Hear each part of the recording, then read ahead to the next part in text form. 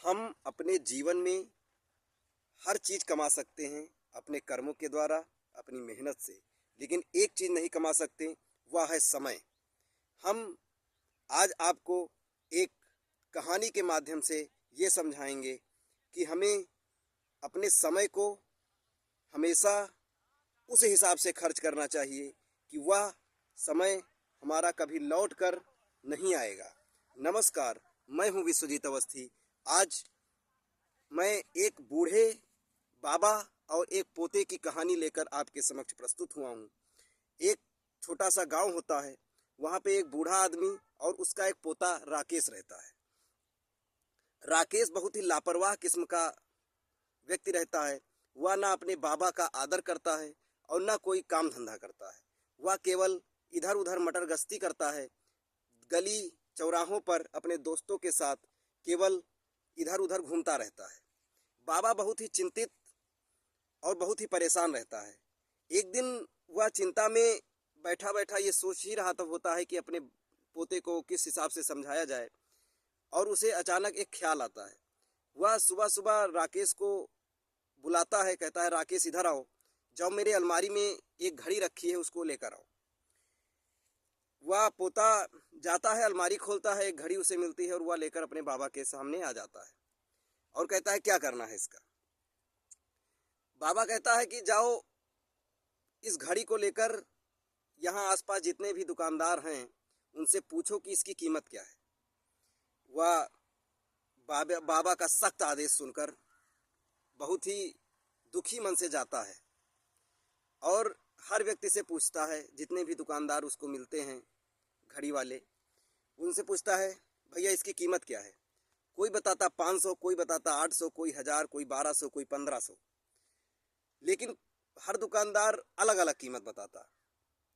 वह और लेकिन उसके बाबा ने एक निर्देश दिया होता है कि तुमको केवल इसका मूल्य पूछना है, बेचना नहीं।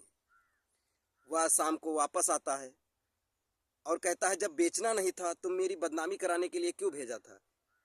जिस दुकानदार से हम मिलते हैं वह कोई 500, कोई 800, कोई 1000, कोई 1200, कोई 1500 ये बताता है, कोई एक दाम बताता ही नहीं है। फिर उसके बाबा ने कहा कि ठीक है, जाओ तुम सो जाओ, कल सुबह मिलते हैं। सुबह होती है, बाबा फिर बुलाते हैं और कहते हैं, जाओ बेटा उस घड़ी को फिर से ले आओ। वो गुस्से में जाता है और अलमारी खोलता है, अलमारी खोलकर वह घड़ी फिर से लाकर अपने बाबा के सामने आ जाता है।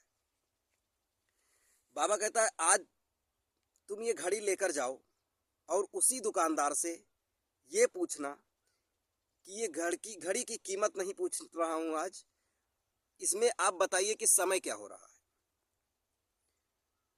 इस पर वह राकेश इतना गुस्सा होता है कि मैं बार बार अपना मजाक बनवाने जाऊं। बाबा कहता है कि आज मेरे लिए आखिरी बार तुम ये करके चले आओ, उसके बाद मैं दोबारा तुमसे कुछ नहीं कहूँगा। बाबा जाता है और आराम से लेट जाता है। राकेश अपने बाबा का आखिरी वचन निभाने के लिए मार्केट में जाता है और जिस दुकानदार से पिछले दिन उसने घड़ी की कीमत पूछी थी, आज उन्हीं दुकानदारों से वह समय पूछने के लिए हर दुकानदार के पास जाता है। कोई दुकानदार तो राकेश को पागल समझकर भगा देता है और कोई दुकानदार उसे जो समय होता है उसको बता देता है, फिर आगे बढ़ने के लिए कहता है। धीरे धीरे करके उसने सभी से पूछा। ज़्यादातर लोगों ने उसे पागल कहा, कुछ लोगों ने उसे भगा दिया, कुछ लोगों ने समय बता दिया। एक आखिरी दुकान जिसमें एक बूढ़ा आदमी बैठा रहता है और घड़ी बना रहा होता है, वह उसके पास न जाने की चाह रखते हुए भी आखिरी बार अपने बाबा का निर्देश का पालन करने के लिए उसके दुकान में भी जाता है और कहता है, बाबा जी इसकी कीमत क्या है।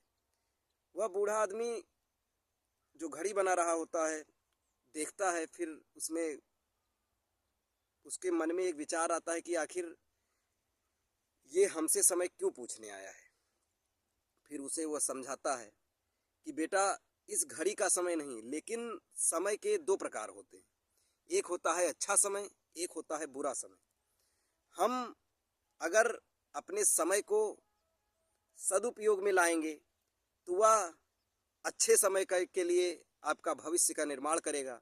और हम उसी समय को अगर दुरुपयोग करके नष्ट करेंगे तो वह हमारे भविष्य के लिए एक ही भयावह स्थिति लेकर प्रकट होगा। इसलिए बेटा, तुम वर्तमान को बनाने के लिए प्रयास करो, तुम्हारा भविष्य खुद संवर जाएगा। ये बात सुनकर उस राकेश की आंखें खुल जाती हैं और वह लौटकर आंखों में पानी भर के, आंसू भर के, उसकी आंखें नम रहती हैं। वह बहुत ही आकर मुँह धोता है और फिर बाबा के पास आता है, उसके चरणों में बैठ जाता है। वह कहता है कि बाबा जी, मुझसे बहुत सारी गलतियां हुई हैं, मुझे माफ़ कर दीजिए। मैं अभी तक अपने समय की कीमत नहीं जानता था। आपके माध्यम से और उस बूढ़े व्यक्ति के माध्यम से मैंने ये जाना कि इस धरती पर एक ही चीज़ सबसे ज़्यादा मूल्यवान है, वह है समय।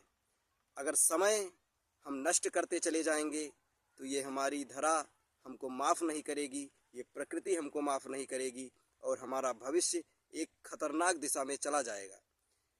इस कहानी का मेरा यही एक उद्देश्य है कि हमें हर कार्य करने के लिए एक सही समय दिया जाता है। उस सही समय में अगर हम अपने कर्तव्यों का पालन नहीं करेंगे, सही ढंग से सही समय पर अगर हम उस चीज़ को नहीं करेंगे तो उस कार्य के करने का कोई मतलब नहीं रह जाएगा और हम कहीं ना कहीं एक ऐसी स्थिति प्रकट कर देंगे कि आगे चलकर हमारा जीवन बहुत ही बुरी संगति में आकर बुरी तरीके से खराब हो जाएगा। इसलिए अपने समय को ध्यान में रखते हुए हमेशा चलें, अपने समय का सदुपयोग करें, दुरुपयोग बिल्कुल मत करें। जय हिंद, जय भारत।